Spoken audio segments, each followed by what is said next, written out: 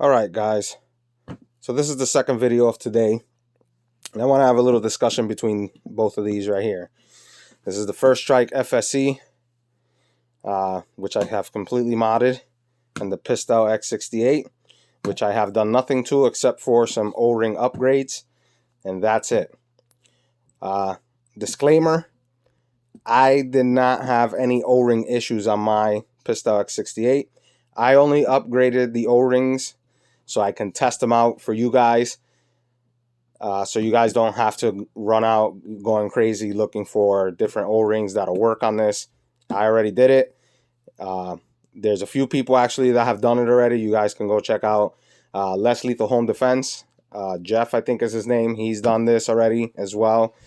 I did it. And I think Sean from Less Lethal for Dummies is going to do it as well. He's just waiting on his O-rings. So O-ring upgrades for this, the availability is out there already. You just have to choose what you want. So the discussion I want to have is which one would I have chosen if I was only going to buy one? For me, that's a little hard to answer. I'm going to try to answer it to the best of my ability. But how do I say this? I'm not going to give you which one you should buy, basically. You have to go and figure out what you want to do. So I'm going to start off with the Pistelle X68. The Pistelle X68, I think right now is at $450. You can get it at Defense Innovations or MCS.com, which is the same company as Defense Innovation, or Mercury Rise. You can get those in those three places. I do know small paintball shops probably are going to have these. I think Alternate Arms is going to have this, but I'm not entirely sure. Don't quote me on that. Those are the three places you can get them: MCS, Defense Innovations, and Mercury Rise. Those are the only three places I know of that you can buy these at the moment. Out of the box, this is well, for me, it's been a 45 to 50. It all depends on climate. I'm at 1,400. I think 1,400. I gotta recheck, but I'm anywhere from 1,000 to 1,300 feet above sea level. So the CO2 is gonna react differently to where you are. The last time I checked it, I was getting, I think my top was 45 for that day. But it's a great launcher. It's not a bad launcher. There are no mods for this at the moment. I think the only one that's selling a barrel is Sterling Self-Defense. And if you can get in contact with them, it's going to be Greg from East Coast Less Lethal. Those are the only two places I know, two people I know right now that are doing barrels. Because this barrel is a .689 out of the factory. Okay, so if you want a .686 barrel, contact Greg or contact Sterling Self-Defense, and he can get you a barrel for this. I do know MCS has a barrel for this, but it's extremely long. Maybe if you cut it down, you'll get, for carry purposes, you can make it work. For home defense, slap the big, if you're going to use this only for home defense, slap the big barrel on it with the mock suppressor, and you're good to go. This launcher needs no modifications. The only thing it does need is going to be to upgrade the O-rings. That's it. I actually like this launcher. I've actually been carrying it for a few days now. It's actually a really good launcher. It's not a bad launcher. I've tested it extensively. There is a bag of CO2s right here that I have tested.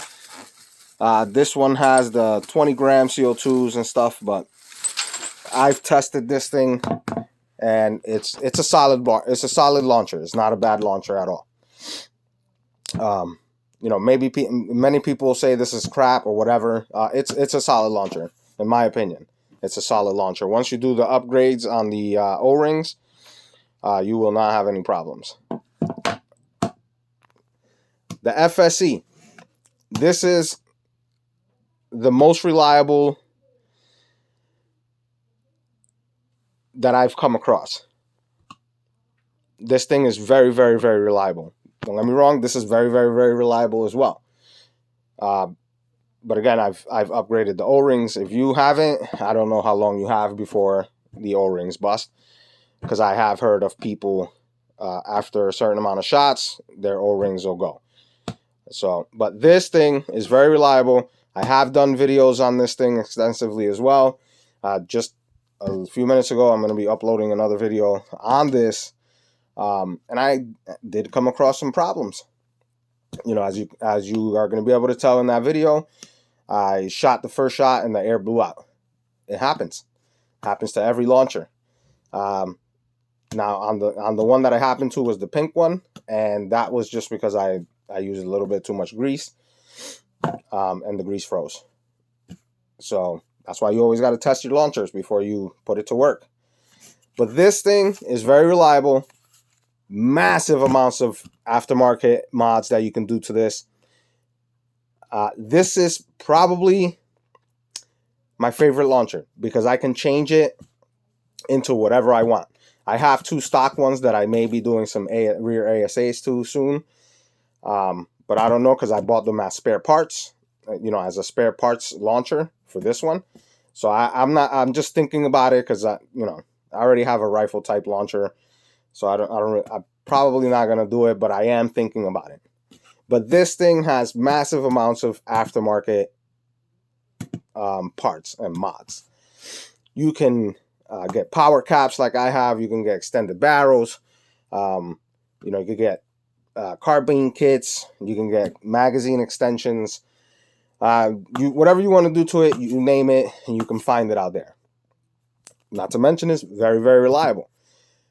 But again, when you open them, make sure you test them, because as you saw, as I stated before, I used a little too much grease on the pink one, and it froze, and it let out all the air. It's fine now. You're going to be able to see it in the video.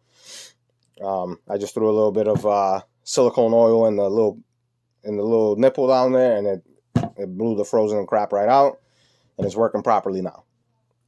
But yeah, this thing has tons of aftermarket parts and compensators, long barrels, power plugs, ASAs, magazines, extended magazines, 20 gram magazines like this one. This one came from Tech, as you can see. So the aftermarket availability is there, and it's pretty damn reliable. So if I was going to purchase just one, it all comes down on what you want to do. Both of them are capable of home defense with longer barrels, and both of them are able to carry if you're going to carry it in a bag or something, because these two launchers are pretty big. So I carry these in a sling bag. Only, like I said, the only issue with this one is you only get one shot, unless you're going to rig it to HPA and put a tank on it, but then you're not going to be able to carry it. For home defense, you can do whatever you want, like Jeff Mackey has done from Less Lethal Home Defense. But mods are very limited for this thing. Like I said, for home defense, both of them can do the job. This one just have a lot more aftermarket parts and availability for you to mod this thing. It is expensive. Listen, all of these things are very expensive. As I stated in a previous video, this launcher right now, invested in it, has about $600 to $800. That's not including the barrels that I have upstairs that I'm not using. I have a .686 Labco rifle barrel that I'm not using. It was $120. I have a smoothbore 686 barrel that I have for this that I'm also not using. That was also $120. So, you know, it gets expensive, I guess is what I'm saying.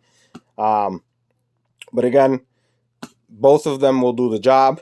Me personally, if I only had one choice, I would probably go with the FSC, because like I said, it has a lot more mods that I can do to it.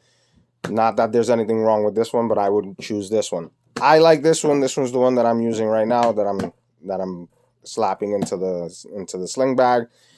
This one I just have put away right now. But yeah, it all comes, like I said, it all comes down on what you want. Do you want it to carry, or do you want it for home defense? Both can do both. You know, both can do carry and home defense. If you're not mechanically inclined to do any of that stuff, because buying a launcher that's already prepared, like modded already, is very expensive, I would go with the Pistelle. That's just my opinion. I'm inclined to work on my own launchers and all that stuff, so I could get either or and be good with it. If you're looking for power, the most power you can get in a short carry launcher, this one's the one you want. If you don't mind having extended barrels and you only want it for home defense, this one's the one you want. You could do this one for home defense as well. I think it gets 70 joules with the extended barrel. So both will do what you want them to do. So there you go. That's my little spiel on both of these launchers. Catch you guys on the next one.